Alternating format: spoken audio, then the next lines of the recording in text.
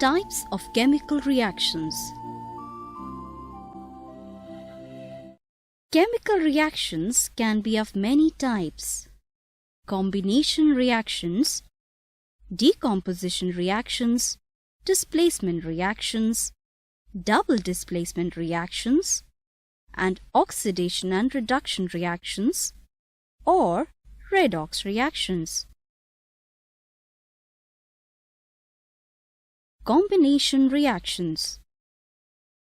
Combination reactions may be defined as the reactions in which two or more substances combine to form a single substance under suitable conditions.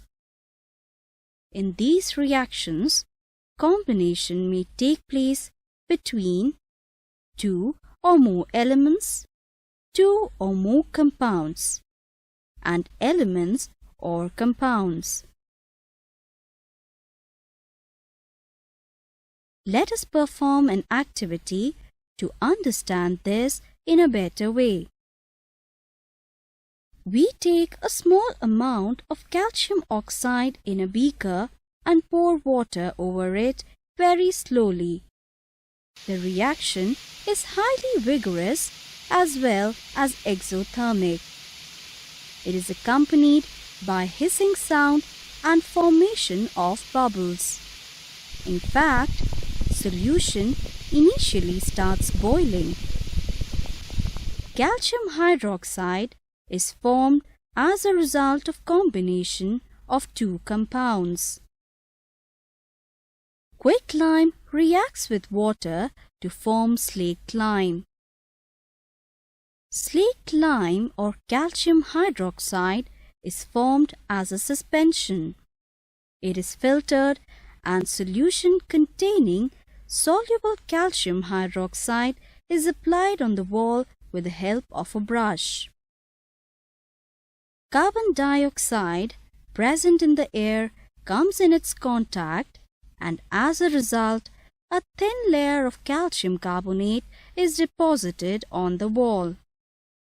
This is a slow process and takes 2 to 3 days for completion. To sum up, in this reaction, calcium hydroxide reacts with carbon dioxide to form calcium carbonate and water. Let us discuss few more examples of combination reactions. Combination reactions are mostly exothermic in nature. Carbon reacts with oxygen to give carbon dioxide. In the combustion of coal, carbon burns in air with oxygen to form carbon dioxide gas.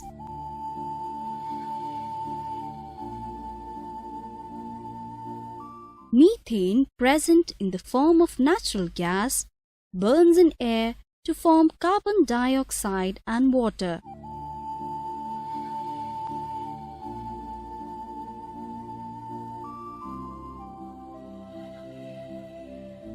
Do you know that respiration is an exothermic process? We get energy from food we eat. During digestion, food is broken down into simpler substances. Rice, potato, bread contain carbohydrates which break down into glucose. Glucose combines with oxygen and provides energy. Carbon dioxide and water are also formed as byproducts.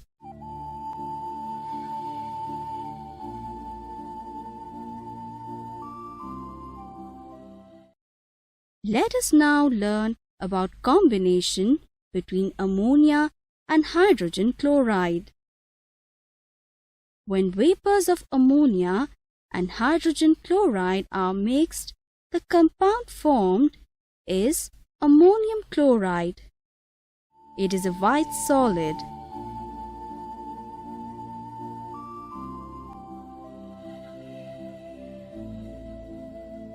Formation of iron sulfide. When fine pieces of iron are heated with sulfur powder,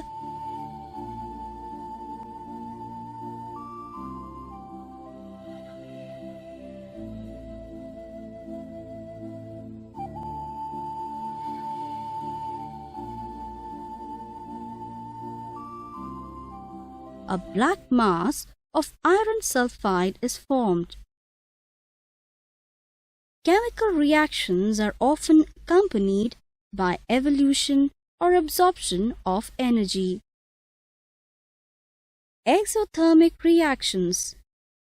The chemical reactions which proceed with evolution of heat energy. That is, when heat is released, are called exothermic reactions. This is only possible when the energy required to break the bonds of the reactants is less than the energy released in the formation of new bonds of the products. Carbon reacts with oxygen to give carbon dioxide and 393.5 kilojoules of energy. Nitrogen reacts with hydrogen to give ammonia, releasing 92.3 kilojoules of energy. The amount of heat energy produced is written along with the products. This indicates the heat is given out. Decomposition reactions may be defined as the reaction in which a single substance splits into two or more simpler substances under suitable conditions. Decomposition reactions are mostly endothermic in nature. Energy in the form of heat, light, or electricity is absorbed in these reactions. It causes breaking or cleavage of bonds in the reacting substances which decompose to give the products. Few crystals of ferrous sulfate are taken in a dry test tube and heated on a burner. Initially, the crystals are green in color and the formula FeSO4 7H2O and is known as green vitriol. Upon heating, they lose water molecules to form ferrous sulfate, that is FeSO4, which is an anhydrous salt with dirty white colored solid. Upon further heating, the dirty white solid decomposes to give brown residue along with vapors of sulfur dioxide and sulfur trioxide. It is a thermal decomposition reaction since decomposition has been carried on strong heating. Let us learn about thermal decomposition of lead nitrate. Heat about 2 grams of crystals of lead nitrate in a test tube. Lead oxide is formed. Reddish-brown fumes with pungent odor are also formed, which are of nitrogen dioxide. Oxygen is also evolved along with nitrogen dioxide. Electrolysis of water. Thermal decomposition can also be carried out by passing electric current.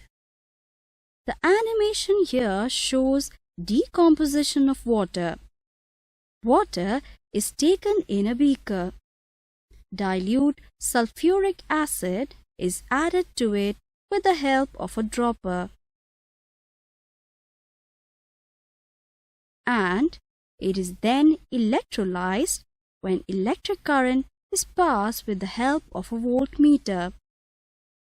It then splits up into hydrogen and oxygen. Current is passed with the help of a battery. Thermal decomposition can also take place in presence of sunlight.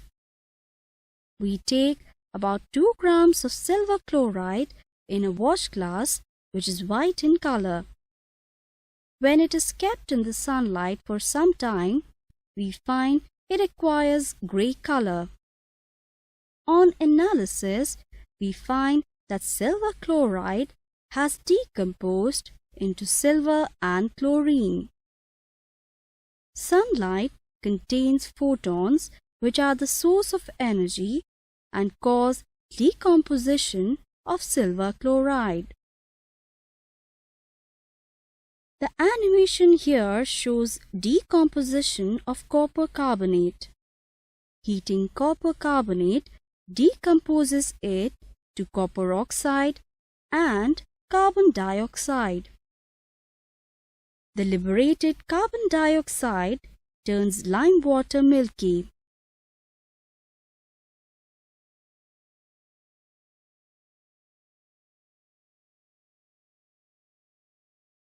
Copper oxide is black in color and hence color of solid.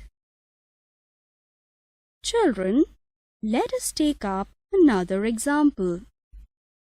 Magnesium carbonate on heating decomposes to give magnesium oxide and carbon dioxide. When carbon dioxide evolved is treated with lime water, which is calcium hydroxide, it turns milky due to the formation of calcium carbonate and water. The decomposition reaction which occurs on heating is called thermal decomposition. Decomposition of ammonium dichromate. It is a yellow-colored solid. When heated strongly, it decomposes into a mixture of chromium oxide, nitrogen gas, and water in the gaseous state. Chromium oxide is a grey solid. At a very high temperature generated during the decomposition reaction, it immediately changes to green vapors which are released along with the steam. It seems as if a volcano has erupted and is quite often termed as a chemical volcano. Displacement reactions may be defined as the chemical reactions in which one element takes the position or place of another element present in a compound. Let us perform an activity to prove it. For this, we take an iron nail and rub it with sandpaper to clean its surface. Next, we take 20 ml of copper sulfate in a conical flask and place an iron nail tied with a thread carefully in it without disturbing the solution. After some time, we observe that the nail acquires a brownish look and the blue color changes to light green. This shows that iron present in the nail has reacted with copper sulfate. Have a look at the difference in color of iron nail before and after the experiment. Also, have a look at the color of copper sulfate solution before and after the experiment. In this reaction shown on screen, iron has displaced or removed another element copper from copper sulfate solution. This reaction is called as displacement reaction. Let us have a look at a reaction in which zinc displaces copper. Let us take zinc tumbler. Copper sulfate solution is taken in a beaker. It is then added to the container of zinc. After some time, we find that zinc container starts dissolving. Holes are developed in it and the solution starts flowing outside. This is because zinc displaces copper from copper sulfate. In other words, copper sulfate solution eats away the zinc container, which appears to us as getting dissolved. A zoom-in view shows that a red layer of copper is deposited on the walls of the container. Zinc reacts with copper sulfate to form zinc sulfate and copper. This means that zinc is more reactive than copper. It displaces copper from its compound. A corked conical flask with a string of copper in silver nitrate solution is taken. After some time, we find that metallic silver deposits on the copper wire and copper nitrate is formed in solution. Silver reacts with copper to form copper nitrate and silver. Double displacement reactions. The chemical reactions in which one component, each of both the reacting molecules, get exchanged to form the products. Let us study this with the help of an activity. Take about 3 ml of sodium sulfate solution in a test tube. In another test tube, take about 3 milliliter of barium chloride solution. When the two solutions are mixed, what do we observe? We will observe that a white substance which is insoluble in water is formed. This insoluble substance formed is known as a precipitate. Any reaction that produces a precipitate can be called a precipitation reaction. What causes this?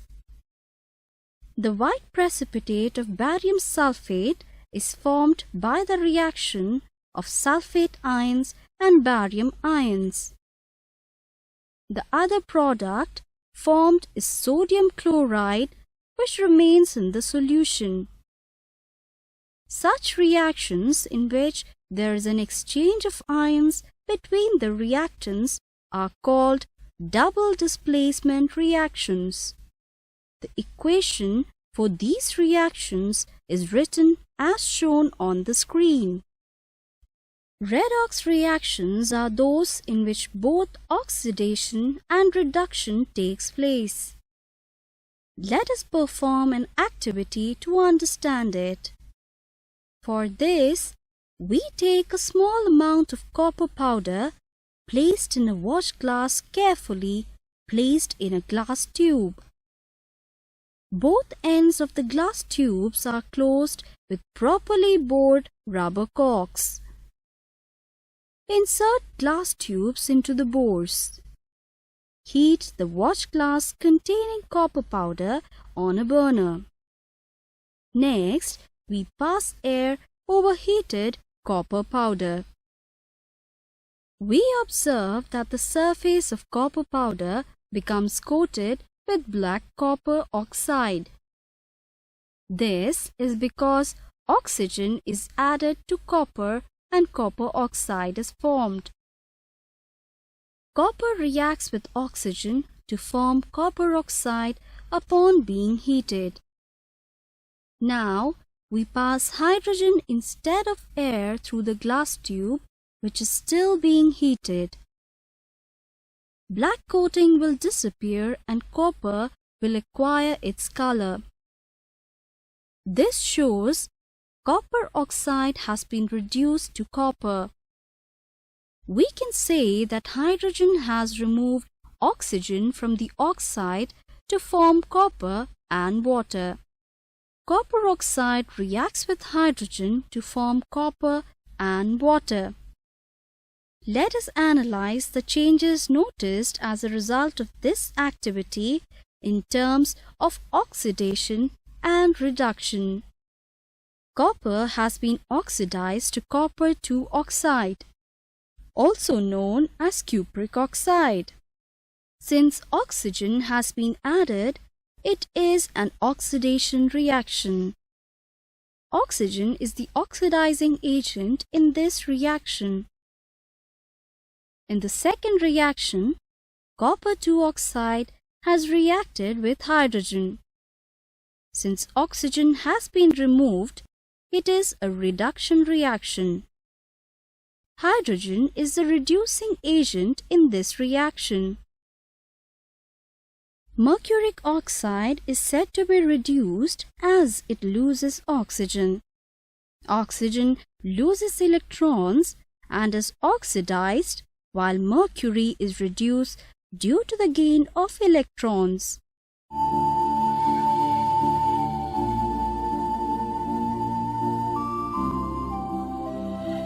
Direct combination of calcium and oxygen is a type of redox reaction. Calcium is oxidized when it loses electrons to oxygen, which is reduced in the process.